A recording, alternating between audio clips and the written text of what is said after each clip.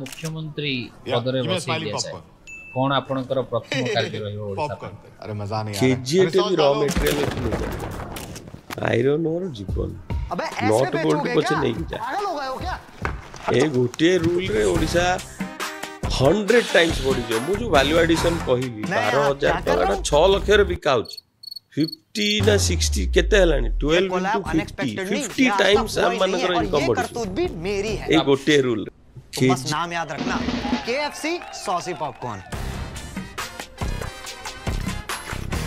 ये तो गलत है। अरे पर बेटे हुआ क्या है? अरे क्योंकि ये इतनी बढ़िया है मुझे डर है कि लोग चटोरे ना बन जाएं। ऐसे क्या देख रहे हो? तुम्हारे लिए स्पॉक का जुगाड़ किया है। स्पॉक मतलब गूगल कर लेना।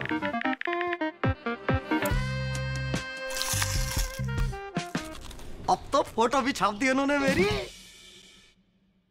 अब मुझे नहीं पता कैसे करोगे पर ये बिक जाना चाहिए वरना तुम्हारी जो क्रश है वो जिंदगी में कभी तुम्हें सॉसी मैसेज नहीं भेजेगी। पॉडकास्ट चैनल बनाओगे पर कोई गेस्ट नहीं आएगा। KFC का लाल कलर देख रहे हो वो तुम्हें हर सिग्नल पे दिखेगा।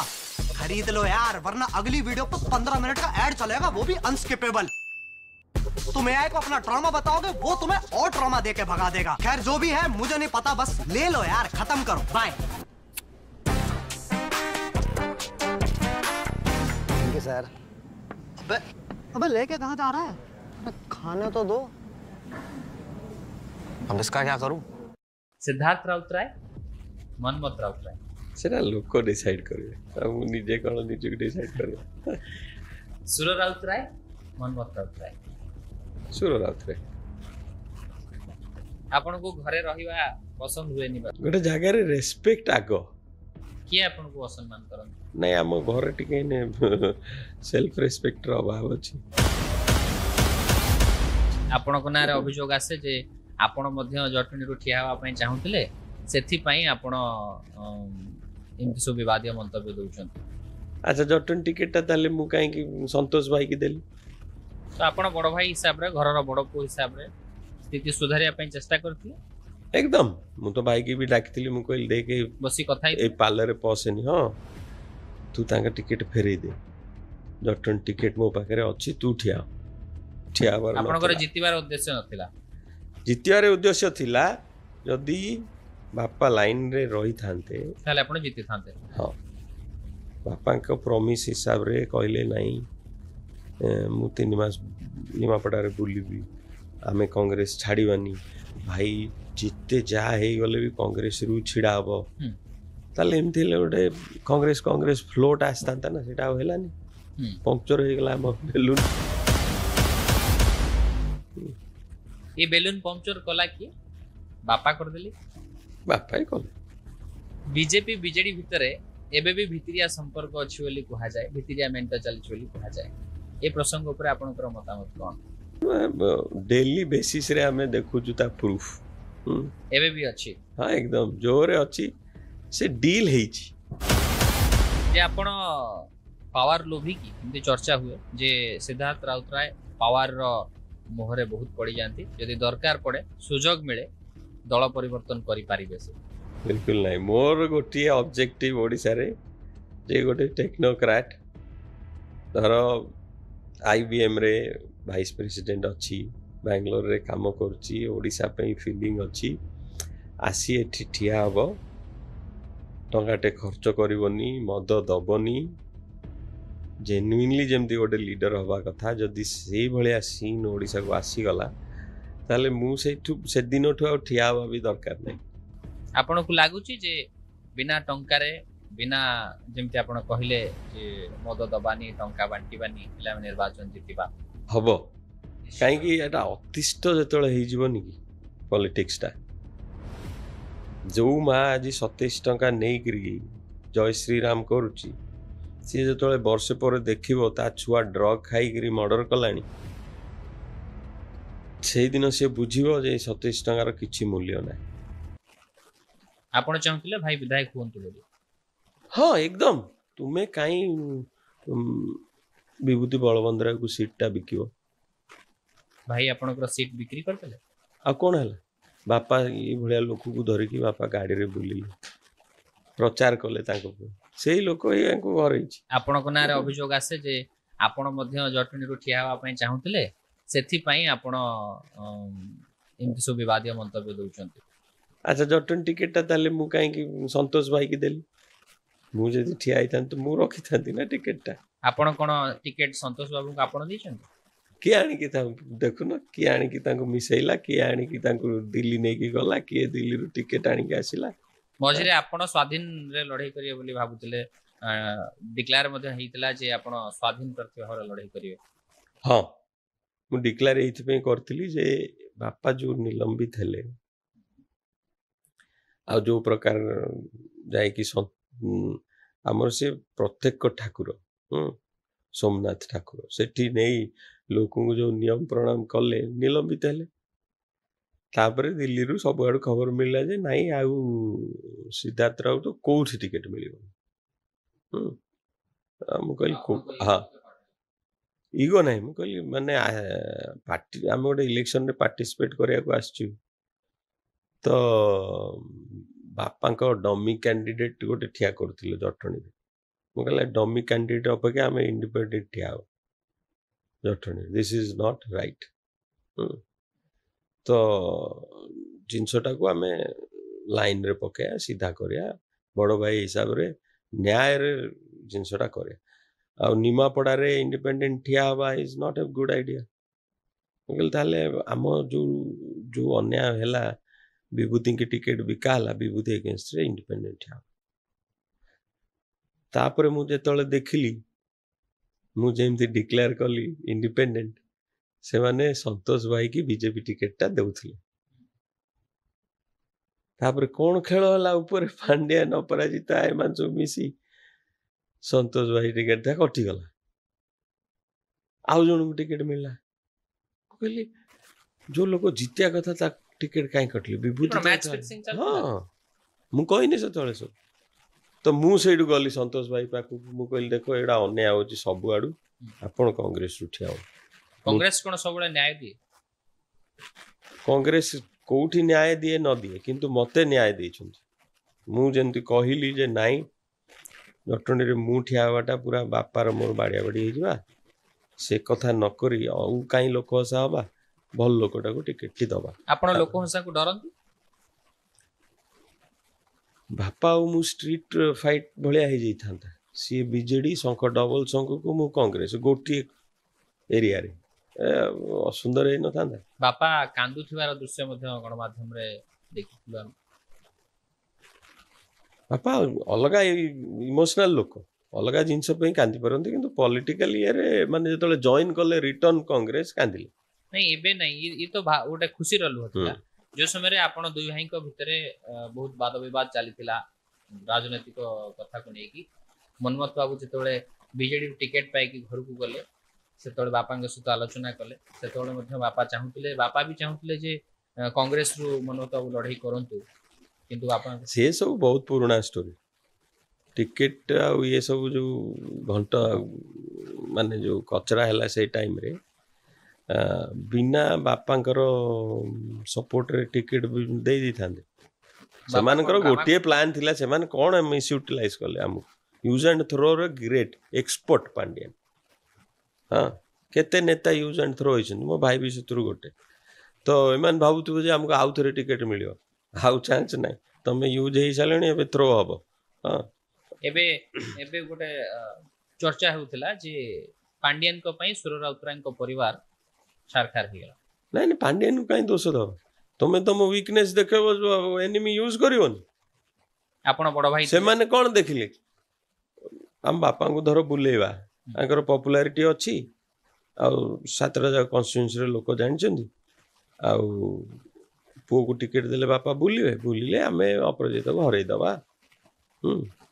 ଏଇ ପ୍ଲାନରେ କହିଲେ ନାହିଁ। ତାପରେ ଆଟ୍ ଦ ସେମ୍ ଟାଇମ୍ ଯେ ଜଟଣୀ ସିଟ୍ଟା ଆଙ୍କଠୁ ନେଇଯିବା ନିଜ ପାଖକୁ, ଆମର ଗୋଟେ ଏମଏଲଏ ବଢ଼ିଯିବ। ଆଉ ଇଏ ଏମ୍ପିରେ ଜିତୁନି, ଯେଉଁ ଆମର କ'ଣ ଅଛି? ଆଙ୍କୁ ଏଇ ଲୋଭ ଦେଖେଇ କି ନାଇଁ ଆପଣ ଗ୍ରେଟ୍, ଆପଣ 7ଟା କନଷ୍ଟିଟ୍ୟୁଏନ୍ସିରେ ବଢ଼ିଆ ଇଏ ଅଛି, ଆପଣଙ୍କ ପୁଅ ଜିତିବ, ଆମେ ଆପଣଙ୍କୁ ଏଇ ଟିକେଟଟା ଦେଉଛୁ, କିନ୍ତୁ ଆପଣ ମୋତେ ଜଟଣୀ ଟିକେଟଟା ଦେଇଦିଅନ୍ତୁ ବିଜେଡି। ଏଇଆ ହେଲା ନା? ଏକ୍ଜାକ୍ଟଲି ଏଇଆ ହେଲା। तो आपण बड़ भाई हिसाब रे घरर बड़ पुओ हिसाब रे स्थिति सुधारिया पई चेष्टा करथिले एकदम मु तो भाई की भी डाकिथिली मु कहली देखे बसी कथा ए पार्लर पसेनी हाँ तू तांका टिकेट फेरई दे जटन टिकेट मो पाखे अच्छी तू ठिया आउ जदि एटा करू बीजेडी जो रेट रे हारिया कथा से आउ ट्रिपल रेट रे हारजे कहीं जना पड़गला तू आसी कहू ना मत से सिस्टम भल लगे पांडियन राज एटा ठीक कथा नुह आई डोंट लाइक बीजेडी करी फोपाड़ी दे Hello, and welcome back to the Cognitive Revolution. Today's episode features an eye-opening conversation with Vivek Natarajan and Anil Palepu from Google DeepMind. Their groundbreaking work on Amy, the Articulate Medical Intelligence Explorer, and co-scientist represent what seems to me an important threshold moment in AI capabilities. I always say that if people truly understood what AI can already do today, many would be fundamentally rethinking their plans. And these projects provide perhaps the clearest evidence yet that AI systems are beginning to outperform highly intelligent humans in domains that require years of specialized training. Remarkably, this work was accomplished without special continued pre-training or extensive custom post-training that could only have been done within Google. On the contrary, these approaches could have been developed and can be replicated by Google's API customers using commercially available models, advanced prompting techniques, and thoughtful agent design.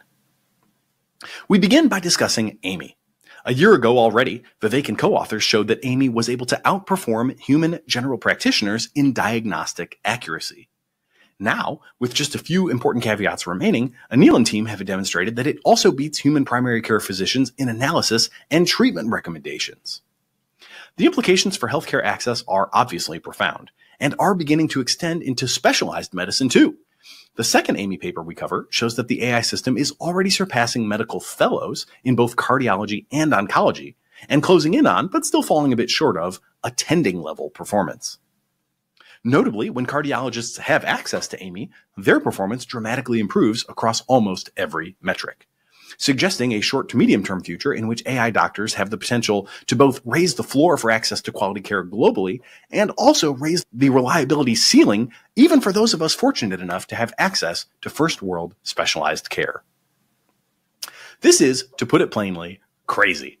And I am super excited that Google is moving Amy into something like a clinical trial in partnership with Beth Israel Deaconess Medical Center, a Harvard Medical School teaching hospital in Boston, for real-world validation.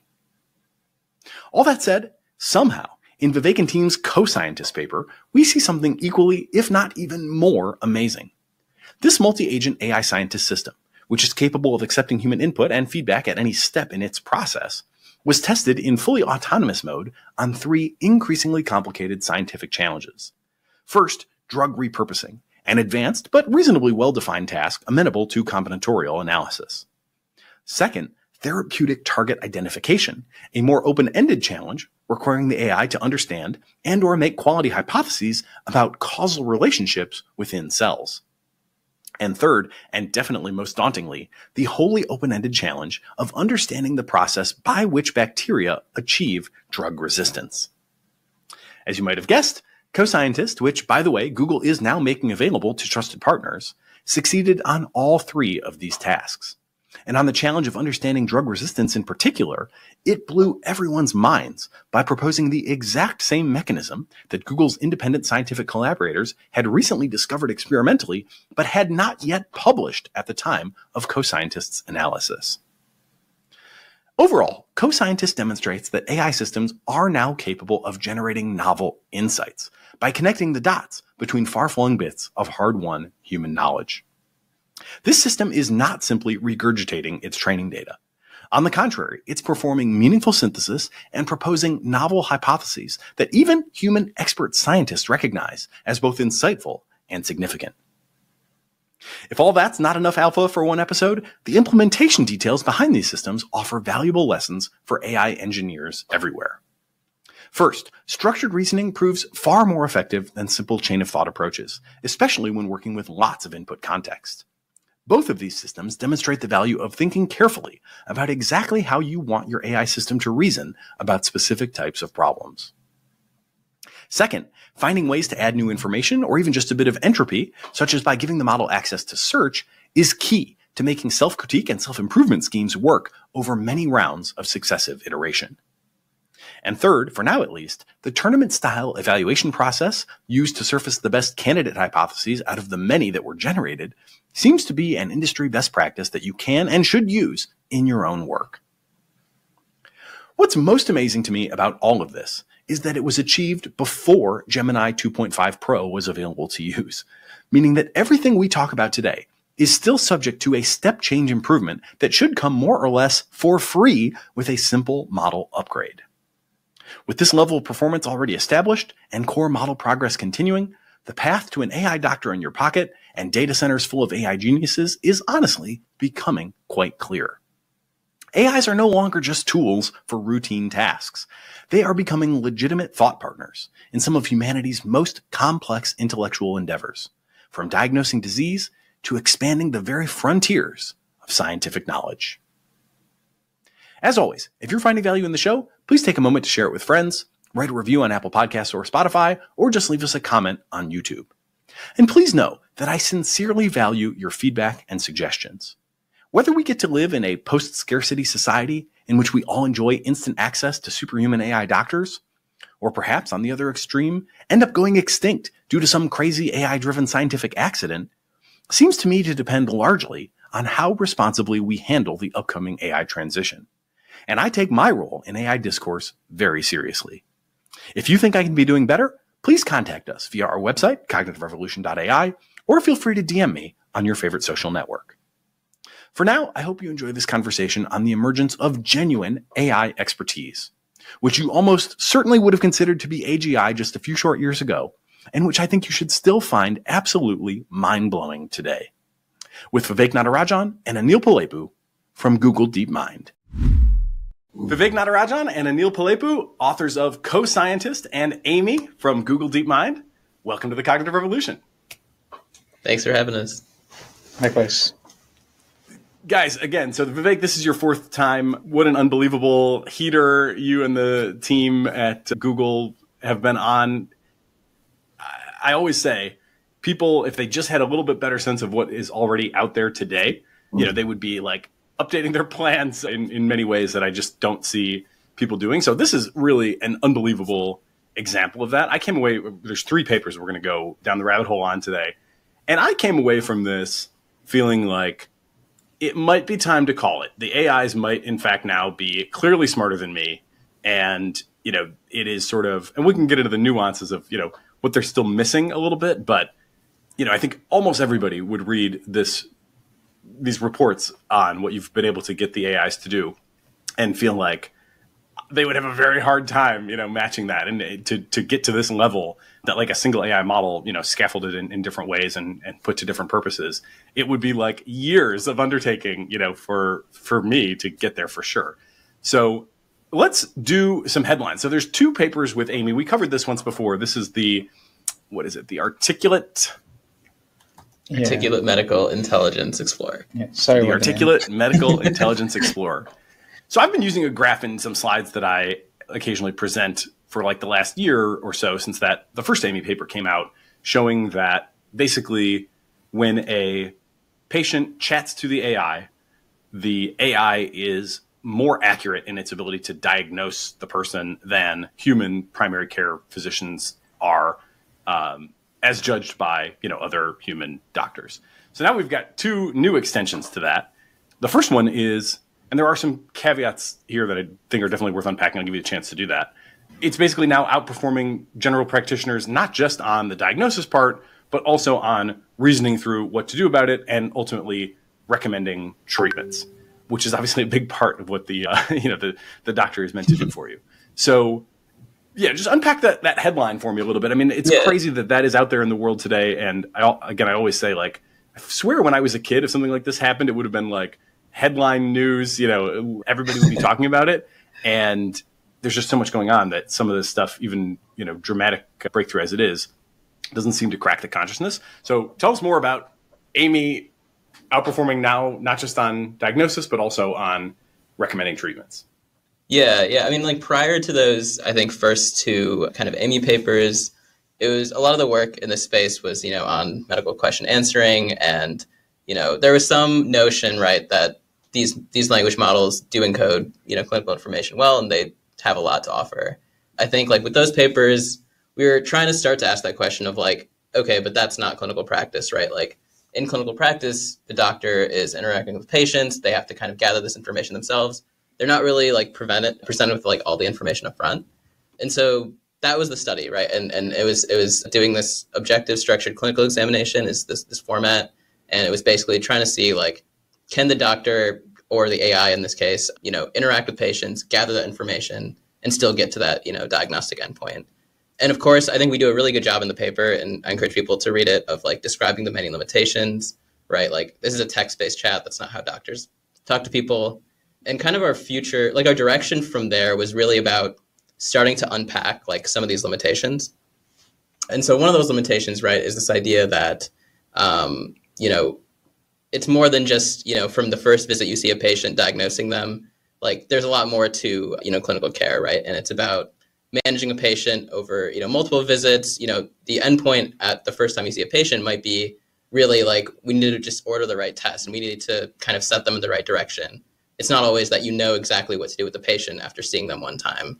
And so I think the management reasoning paper is really trying to unpack that. And, we'll talk more about like how that study was designed. I think it's like super interesting, right? But, and there's other aspects to it as well. Like rather than kind of more general recommendations, like can we get really precise and can we kind of ground in accepted clinical practice guidelines? Can we ground in, medication labels and start to turn these into like slightly more actionable things? And similarly, like with the specialty papers, right, it's trying to expand beyond kind of the bread and butter, common presentations of common diseases. Like how does this work in more niche areas of medicine? And so I think, and we have a lot more work, kind of just trying to expand on some of these limitations that, we've identified in the first paper. So how would you summarize if I understand correctly, it is still a chat-based interaction today, right? So one major possible extension would be to go to multimodal, but you guys have also done work on that separately, right? So maybe like, why is it not multimodal in this particular study? Was there a reason not to just like let people, throw in selfies into the chat? Yeah, I think it's more like when you're doing research, you want to isolate components that you're studying and do that well. And so when you add multimodal, I think artifacts add like necessarily more confounders over here. So we try to avoid that. And so it's just easier to study a text-based system to begin with. But clearly we've done work on multimodal before. I know that like on 2 podcasts, we've spoken about like the MedPalm M work and MedGemini. So all those components and pieces exist. And so very soon you'll see like the multimodal one also come out. So yeah. Yeah. Okay. The pace is relentless. That's for sure. So just to bottom line this one more time, basically we have, with the caveat that it's not yet in this particular paper, although coming soon, multimodal, we have multi-visit, kind of longer time horizon interactions between patients and doctors where the AI doctor is outperforming the human doctors on both the diagnosis and the reasoning through what to do, and ultimately landing on sort of standard of care, accepted proper treatment for these conditions. Anything else that, that we should I soften that at all? Or is that like a good, I think that should be like on billboards, right? I mean, yeah, I think the biggest thing, right, is, and we'll talk more about how we're trying to test this in the real world, but right, these are simulated consultations. Like they are patient actors. They're not real patients. And obviously there's a whole new set of challenges when you get real patients who, all kinds of things can happen and they're not necessarily going to stick to their script. So I think that's a whole another thing that we need to test and validate, that our results truly do translate to the real world setting. That being said, I think simulated consultations do show that, we do have promise in this setting. And, we personally are very optimistic that these results would translate, at least to a certain degree. Yeah. Okay. So the next Amy headline is moving to specialized medicine. And there you look at cardiology and oncology. And here we basically, I would summarize the findings as the Amy system is surpassing fellows and closing in on, but not yet hitting the level of attending physicians in these specialist domains. So what further, complications or caveats, should we have to understand that?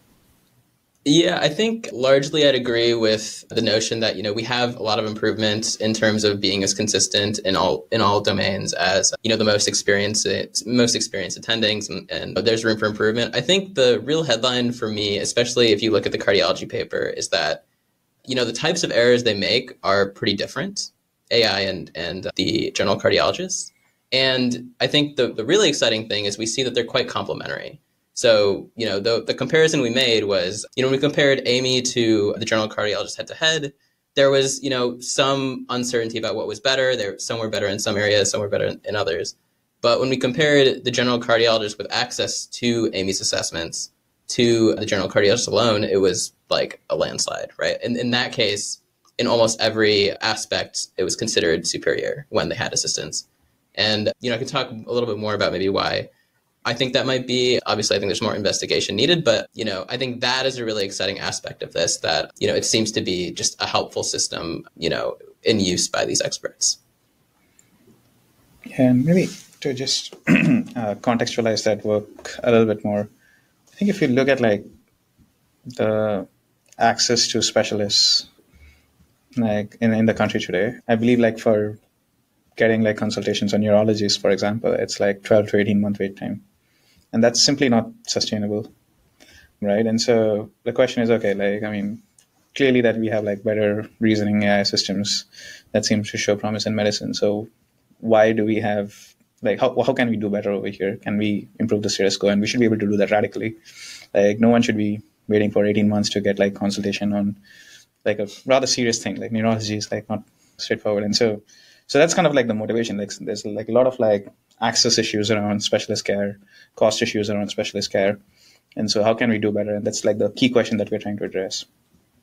And then I think the second thing is generally if you look at how medicine has evolved, that has led to these silos or these compartments and specializations. And so you have this primary care, which is kind of the front face to everything else. It's the door. And then you have all these silos. But the way that it has evolved, I think, is primarily because of the limitation of the cognitive aspects of the human mind. There's only so much expertise that we can cram into our given brain. And so we have to, so because of those limitations, you have to go study neurology or cardiology or, I don't know, internal medicine, but not everything together. But AI systems don't need to have that kind of limitation. They should be able to given what we're seeing, they should be able to integrate knowledge from multiple different sources, multiple different disciplines. And so that's also there's a fundamental rethinking that is happening. Does the new age of AI powered healthcare, does it need those silos? It could be possible that you not only have a PCP in your pocket, but an expert neurologist in your pocket, obviously with caveats and things like that. So that's another class of question that we are trying to address over here. And then maybe the third point I'll just add on is, this study is 3, 4, 5 months old now? Yeah. Yeah, so that was primarily done with the Palm version of the models, if I'm not wrong. The cardiology one was done with Flash, I think. Flash, okay. Yeah. 1.5? Flash version, yeah. Yeah, 1.5. Okay, yeah, so it's 1.5. And so we've since then had 2 and 2.5. So, yeah, in that study, obviously, what we saw was that 1.5 was not as good as, say, attendings. But who knows? With the new models. Yeah. Yeah. That's an important caveat.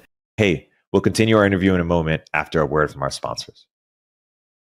There is a growing expense eating into your company's profits. It's your cloud computing bill.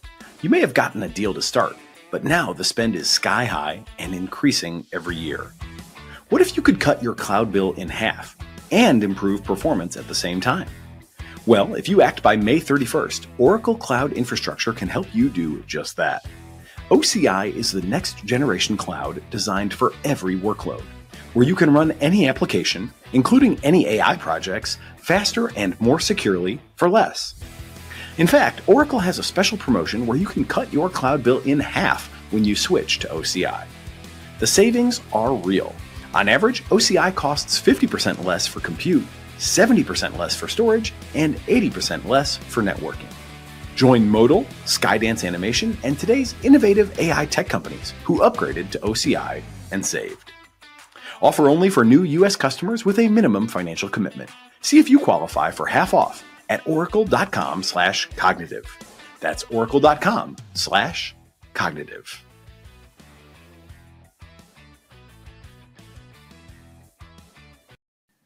Being an entrepreneur, I can say from personal experience, can be an intimidating and at times lonely experience. There are so many jobs to be done, and often nobody to turn to when things go wrong.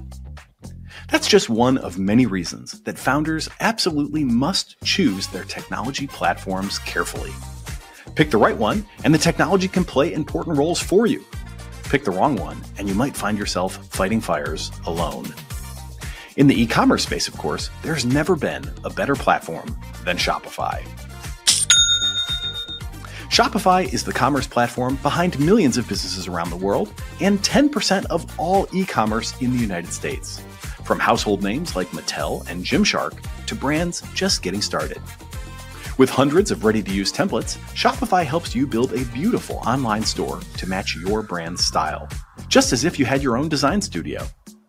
With helpful AI tools that write product descriptions, page headlines, and even enhance your product photography, it's like you have your own content team. And with the ability to easily create email and social media campaigns, you can reach your customers wherever they're scrolling or strolling, just as if you had a full marketing department behind you. Best yet, Shopify is your commerce expert with world-class expertise in everything from managing inventory to international shipping to processing returns and beyond. If you're ready to sell, you're ready for Shopify. Turn your big business idea into cha-ching with Shopify on your side. Sign up for your $1 per month trial and start selling today at shopify.com/cognitive. Visit shopify.com/cognitive. Once more, that's shopify.com/cognitive.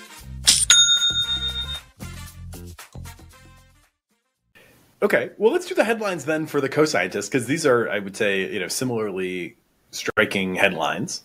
So co-scientist is basically, I guess I would describe it as an agent, scaffolding type of setup where and we can get into, the granular details, but, we've seen different things like this, before. I did an episode with James Zhao, who has kind of a similar thing with the AI virtual lab, and the original co-scientist, that was made just within the first couple of weeks of GPT-4, which is crazy to think that they, got anything out of that with like 8,000 tokens of context. Yeah. But, even then we're seeing some interesting stuff.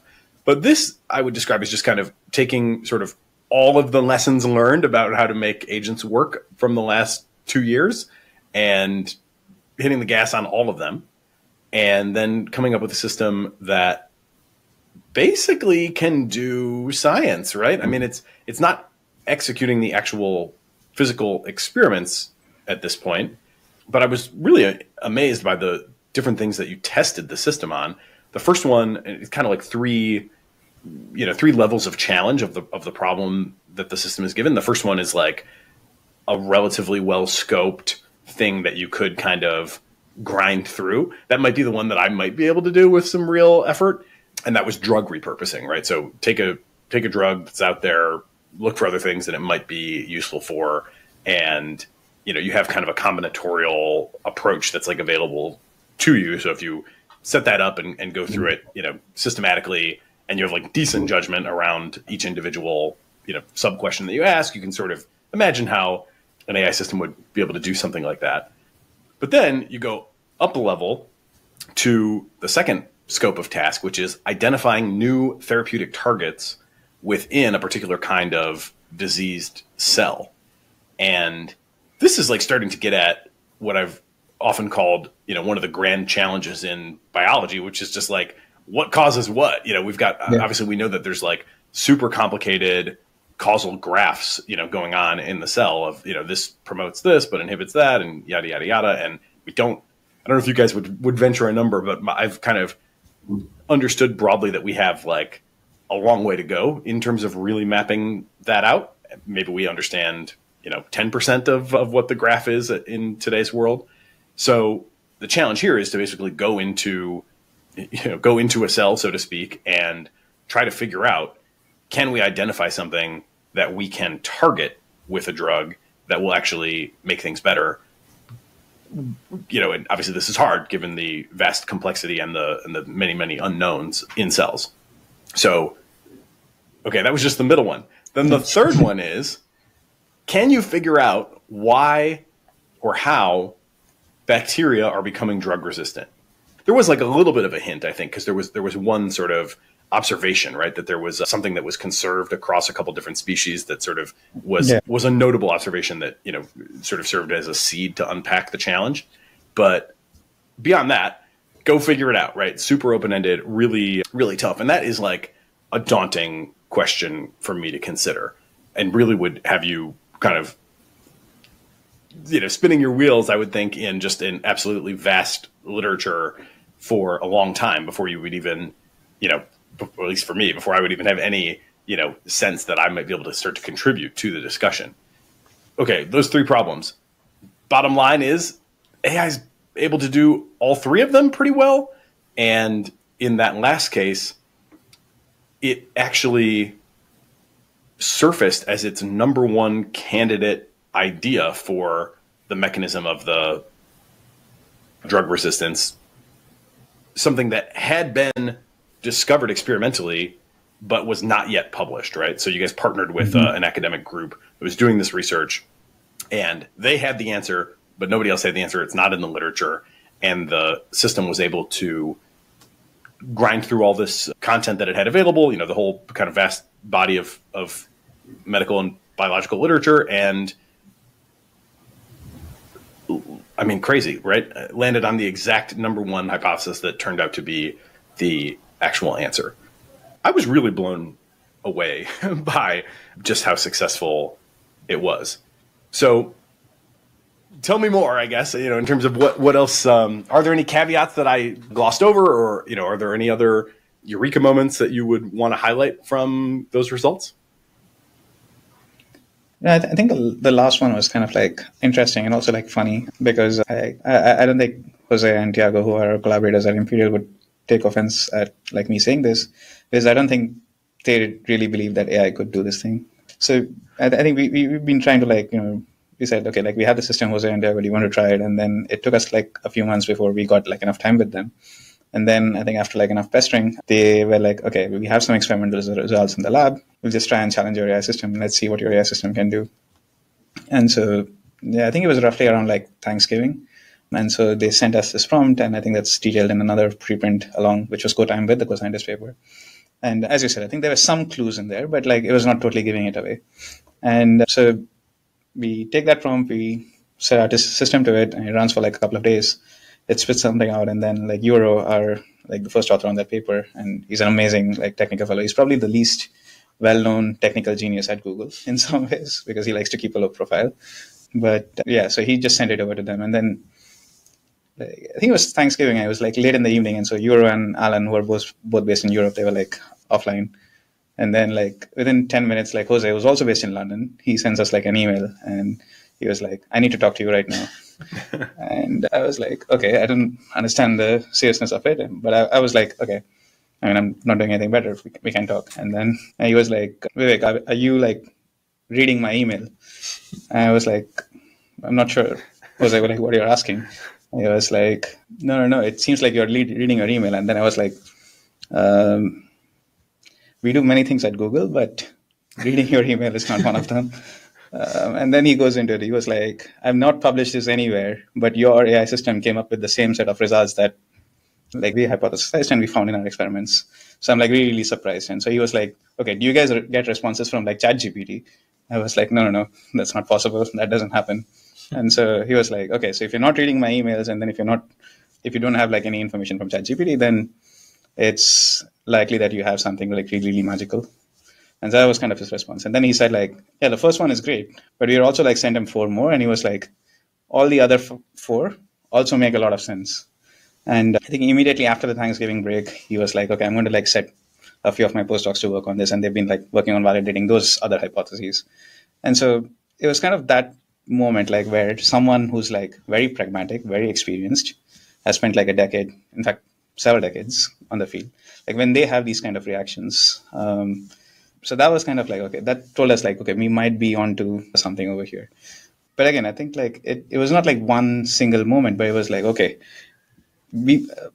it's a very hard thing to do, right? I think to get like AI to not just like synthesize and integrate and summarize information, but help traverse history of knowledge and like uncover new original things and knowledge and facts about the world. And to do that reliably, that's a super hard problem. In some ways, that's like the holy grail of AI. To think that, okay, like a system which is relatively simple in nature, like we'll probably talk about this more, it's probably the simplest version of a system that you can imagine. And like throwing a bunch of compute at it, you're already seeing evidence of that. Like you're seeing evidence of this happening reliably. That felt like, okay, super magical to us. Yeah, it's crazy. So this has been something that people have been discussing recently online a bit. Like Dwarkesh has sort of advanced the idea that like, why don't we see AIs coming up with these, like, you know, they have this like incredible breadth of knowledge. Shouldn't we be seeing more connections made, you know, more sort of insights across this like super diverse knowledge base? His contention is like, if I could have all that knowledge, you know, surely I would come up with like more insights than the AIs currently seem to. And I think he even kind of went as far as to say, like, I haven't seen a single example of this. And I feel like some of the things that I've covered definitely seem like they could be said to count, but there, you know, there's always a lot of details and caveats and sort of eye of the beholder type of stuff. But this seems pretty clear to me that, you know, the fact that this was essentially independently discovered by human scientists in a lab and an AI system in a data center over a couple days in parallel, to the point where the scientists accuse you of reading his email, presumably not super seriously, but nevertheless, is there any reason that we should sort of not take this as a genuine like discovery, a sort of qualitative eureka moment from an AI system? Yeah, I mean, this is not the first evidence. Like, I think right in 2023, like right after we did our MedPalm, and that's what actually the genesis of this co-scientist work is actually. Right after we published MedPalm, there was this professor from Stanford, Dr. Gary Peltz, who reached out to us, and he was like, and I think you probably remember Tao, who came to one of these previous episodes before. He called both of us up, and then he was like, Vivek and Tao, you don't know me, but your AI system can potentially help like millions of people with rare diseases. I was like, okay, Gary, that's a nice introduction. Please go on. And then he was like, I know that your models are trained on a lot of scientific literature, and I think they can help me discover useful facts about genetic diseases. And yeah, I mean, that felt interesting enough for us. I mean, if you were able to help him, probably we could help a lot of people. And so we started working with him and on this problem of like genetic discovery. So can like language models, can they come up with like the right kind of causative factors that are responsible for like given combination of phenotypes or symptoms? So we started doing that with MedPalm, and even with MedPalm and later with MedGemini, we saw that these systems were able to do this. In fact, with MedPalm, Gary was working on like mouse models and like a very specific kind of hearing loss for which he had this NIH grant back then. I don't think he'll ever get that kind of a grant again, but it's a separate discussion. But so yeah, he had that grant. And so one of the hypotheses that the model came up with, it was like a biogenic model for hearing loss, which Gary had not thought of before. And so he went ahead and did like these CRISPR knock-in experiments in his lab. And he was able to reverse the cause of the disease. And so we had written that up and it's still under review in actually a prestigious venue. And then later on, we used our more advanced version of our LLM, which is MedGemini, and we extended that work to like human variants of unknown significance. And even there, like based on retrospective data, we see like these systems are able to do like pretty interesting work in genetic discovery, which is like it can be cast as a hypothesis generation problem. But the key thing is, at that point of time, when we were using these LLMs in like a pretty much like a crude single shot fashion, it was very unreliable in this act of like hypothesis generation. So literally for that MedPalm 2 to come up with like one hypothesis that was very, very helpful, it had come up with like thousands of things that were utter garbage. But I mean, we were very grateful to like work with Gary, who had the expertise to like very quickly discard away things that were nonsense, and also had the patience to like work through all of them, because could easily imagine another scientist or maybe someone inexperienced who would like say, looking at the first five, oh, this is utter garbage, it's not working, and then we would not have like pursued this line of work at all. And so it's about like getting together and working with the right people who believe in this, right? And so that put us on this journey, like, okay, how do we make this more reliable? Like, we should not be sampling like thousands of times to get something useful. Rather, every single generation should be something useful, and the system should be like well calibrated over here. And so that kind of like led us to this. And so the simplest way to do this would be to like, call like an LLM repeatedly and hope that it leads to something useful. But that very quickly fails, and it leads to like these degenerated solutions, which has this mode collapse. And so it became important to like, introduce like net new knowledge into the world, and also think about how you can like gamify that process in some ways, and like introduce like repeated new helpful feedback that can help the system self-improve. And so that kind of like led us to the design that we eventually had. And in hindsight, it should be quite obvious. I think it like very naturally follows how like the scientific method works. Or if you ask like a scientist, how do they come up with new ideas? You'll see like they will just roughly compartmentalize into the set of agents that we had, and they're like just doing the same thing. But it was just like this iterative process of like, okay, we tried something, it didn't work. Okay, we tried to improve it, and then we eventually ended up with this design, which is like, I think, remarkably intuitive. Hey, we'll continue our interview in a moment after a word from our sponsors. What does the future hold for business? Ask 9 experts and you'll get 10 answers. Bull market, bear market. Rates will rise or fall. Inflation's up or down. Can someone please invent a crystal ball? Until then, over 41,000 businesses have future-proofed their business with NetSuite by Oracle, the #1 cloud ERP, bringing accounting, financial management, inventory, and HR into one fluid platform. With one unified business management suite, there's one source of truth, giving you the visibility and control you need to make quick decisions. With real-time insights and forecasting, you're peering into the future with actionable data. When you're closing books in days, not weeks, you're spending less time looking backward and more time on what's next. As someone who's spent years trying to run a growing business with a mix of spreadsheets and startup point solutions, I can definitely say, don't do that. Your all-nighters should be saved for building, not for prepping financial packets for board meetings. So, whether your company is earning millions or even hundreds of millions, NetSuite helps you respond to immediate challenges and seize your biggest opportunities. And speaking of opportunity, download the CFO's Guide to AI and Machine Learning at netsuite.com/cognitive. The guide is free to you at netsuite.com/cognitive.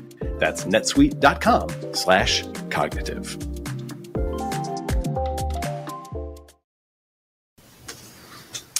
Yeah, there's a couple of like maybe quasi-philosophical questions that come to mind there. One is, how do you think about the relationship between hallucinations on the one hand and creativity or hypothesis generation on the other hand?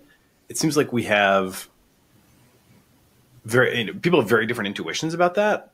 And I'm also not quite sure myself, like, do I, when we do, sort of extensive post-training to try to minimize hallucinations, does that help with hypothesis generation because maybe it makes the models more like disciplined in their reasoning, or in some ways does it hurt because they're maybe less willing to come up with a very random idea that every once in a while it's these random ideas that are the big ideas, right? So how do you guys think about the maybe that's a false trade-off, but yeah, how do you think about the relationship between those behaviors? Yeah, I'm curious to hear your take. Yeah, I mean, I think intuitively there's some aspect of like hallucination, like does foster creativity. In some ways, like it's interpolating between, the data it's seen, right? And it's kind of necessary for hypothesis generation to deviate from, the script in a bit. But yeah, I mean, like, I don't know if I have a clear understanding or, answer to that, but intuitively, at least that's how I feel. Yeah. I mean, I always used to think that like hallucination and creativity are like two sides of the same coin in some ways. I don't think this no longer holds true, but like what we used to see with the previous generation of models was it was actually much more helpful to use the models without post-training for this task, because they were then most likely to come up with these crazy ideas, right? But now I don't think that's any longer the case, because we've been able to like systemize, we have been able to like put a structure around that process of like coming up with new ideas. And so it feels like now the process is much more reliable, but maybe we are sacrificing, say, some like crazy new things that would require maybe like an unnerved, like non-post-trained model to come up with. So we don't know. So I think we've gained like reliability in the process, like in terms of like consistently coming up with like new original thoughts. But like, we don't know if you're like sacrificing something else over here. So, yeah. Yeah. And I think one advantage of our system too is like we allow like diversity of models, so, we can kind of get the best of both worlds. And through this tournament process, through this ranking, like, we have a diverse set of hypotheses, and those can be re-ranked, and hopefully, we see high quality hypotheses kind of bubble up to the top. So yeah, I mean, I think maybe it's both is kind of what I take away from the hallucination reflections there. It's like, if you're in in the context where there's a rich literature and it's more about, really working your way through it, then maybe you want a disciplined reasoner.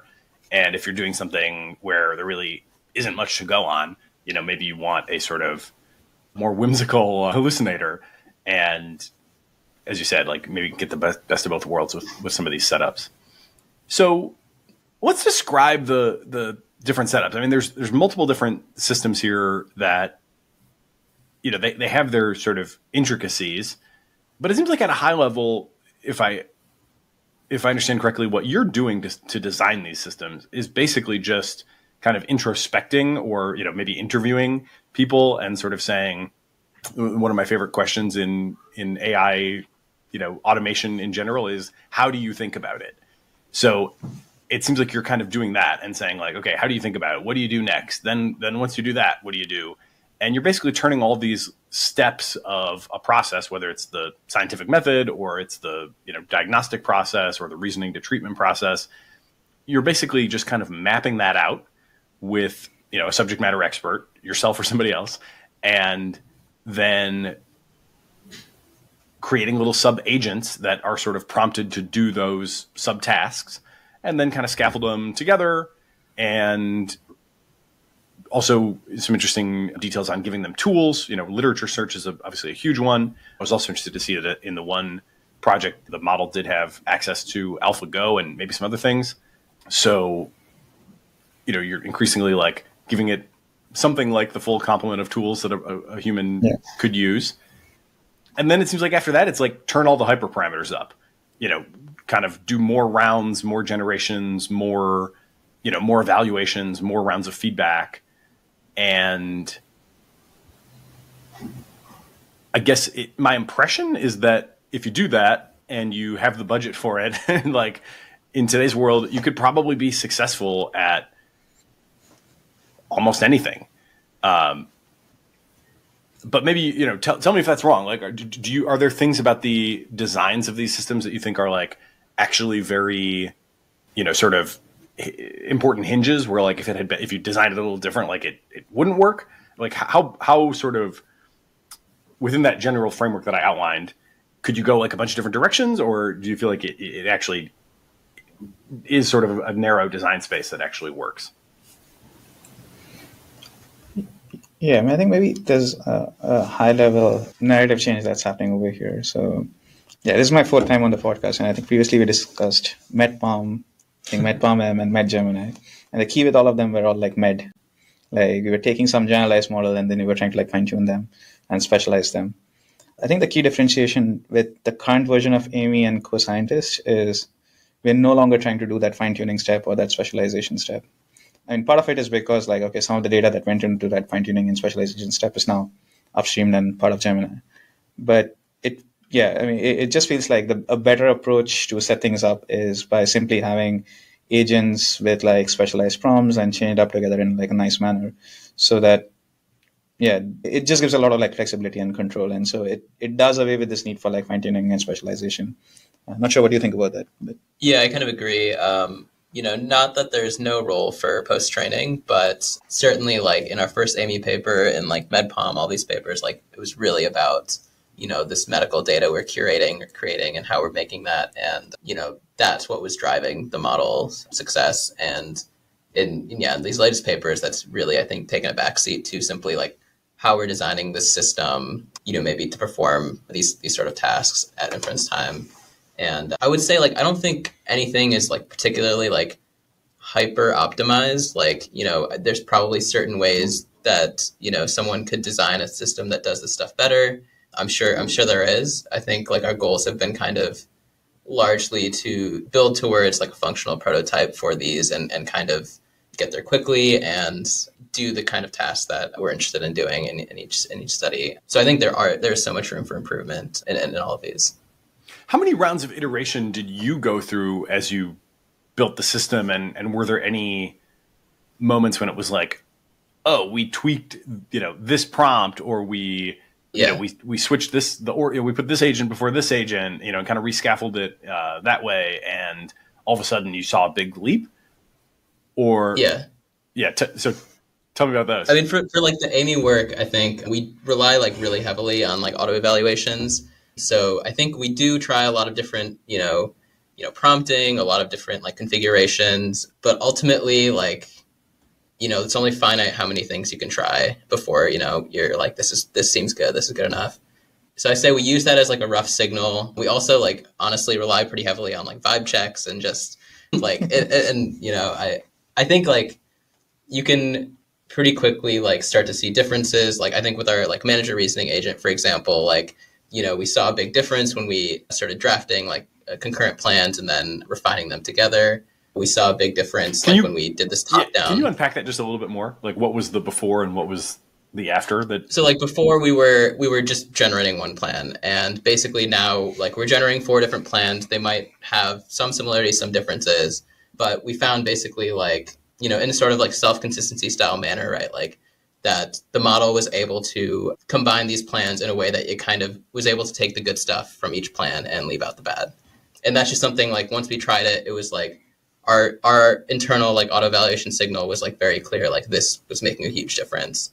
But like, in terms of like hyperparameters, it's like we went with 4 plans. Like we could have gone with 8, we could have gone with 2. Like I don't think we optimized every hyperparameter in that sense, but I think like the big things we were able to pick up from this kind of signal. Yeah, I think on the co-scientist side, it was a much longer iteration. It was almost like close to an 18-month project in some ways, and it was driven by this need to like make this process of hypothesis generation like more reliable. And so it was like, okay, we decompose these tasks, we try to like get like individual models to work on them.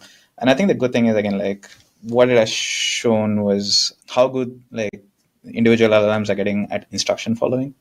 And that also does away the need to like fine tune and specialize and whatever, because simply like if a model has the knowledge and if you give it like a precise set of instructions, it can just follow it.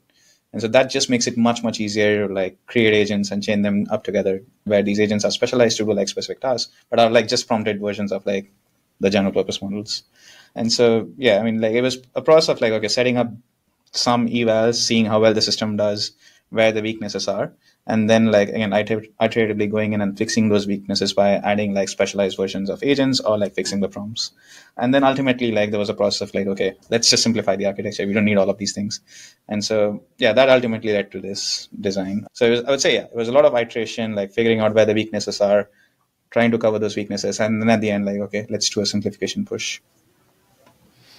Yeah, I've been through that on the less world-changing project myself multiple times, where you're like, a new model can do wonders for the simplification of your system.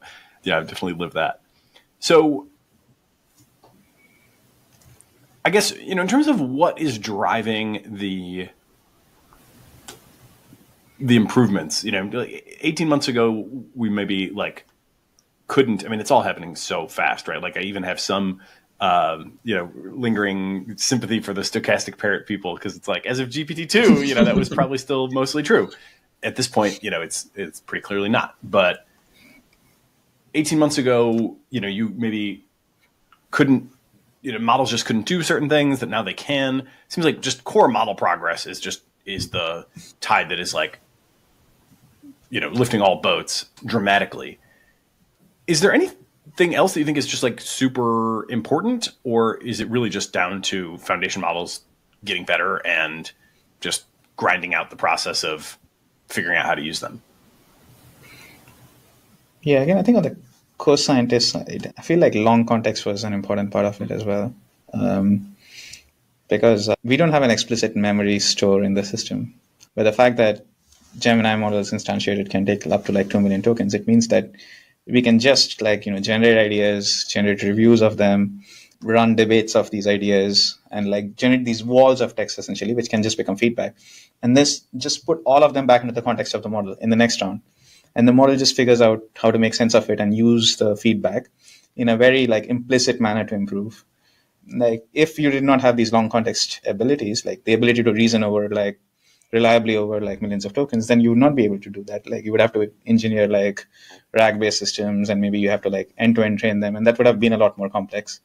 But like all that has been made like remarkably simple just by these long context ability of Gemini, which I think is a little bit underappreciated in the field, because we don't have like enough of these, I don't know, Studio Ghibli style viral moments with long context, but it just enables a lot of these practical applications. And I think that's the same with with the management reasoning. It's like, I mean, like our recall for that paper, right? Like the management agent, its whole point is it's trying to take in clinical guidelines and reason over those to produce management plans. And like, I think if we were like solely reliant on always picking out the right guidelines, like we would struggle, right? But with the long context, like we don't really need to worry about it, right? We take in a bunch of guidelines, and with 256K, right? Like we're going to catch something relevant, regardless of whether our retrieval system would have been able to do that. So I definitely agree on the long context. I think just like with co-scientists in particular, like we're talking about like a really long time scale. We have this thing running for days, right? Like I think just like that inference compute like increase is offering a lot of benefit as well. I'm just looking up, a friend sent me just in the last day or two, fiction live bench for long context deep comprehension, one of obviously many benchmarks that look at these things. And the Gemini 2.5, even relative to Gemini 2, is absolutely just crushing on its command of long context. And I've definitely felt that in my initial testing of it. This does feel like something that's like hard to go viral. It's like hard to go viral with a notion of like, I had hundreds of thousands or a million, tokens of context that's all like very idiosyncratic to whatever I'm working on. Hard for people to like even know what you're talking about, right? When you post that on Twitter, the contrast between the context window and the, the length of a tweet is like pretty severe. But I mean, it's amazing that was working that well, because just looking at these benchmark results, it's like 2.5 stands out in a massive way relative to everything that had come before. Did you, I guess, like qualitatively or vibes or, your own sort of sense, I would have said up until 2.5, I would have felt like, I'm not so sure if I can just dump like hundreds of thousands of tokens in, and like, yes, it can handle it, but does it really handle it? Does it really have command? And especially if it's like material that I don't have full command of myself, it can be very hard to evaluate that. So I guess, how did you handle that? And how did you know if it was like actually, making effective use of the super long context? Yeah, I mean, like in the Amy setting, I think, like I mentioned before, like we really relied on auto evaluation, and like I have to shout out like Valentine, my team member on the paper, did like a great job setting this up. But essentially, like we also didn't know like how well would this work if we stuff a bunch of guidelines into context. And we found like initially we were going to go all the way up to 1 million. We found that actually like we seem to be getting better performance when we drop it down to 256K. But ultimately, like there was a clear difference between the presence of that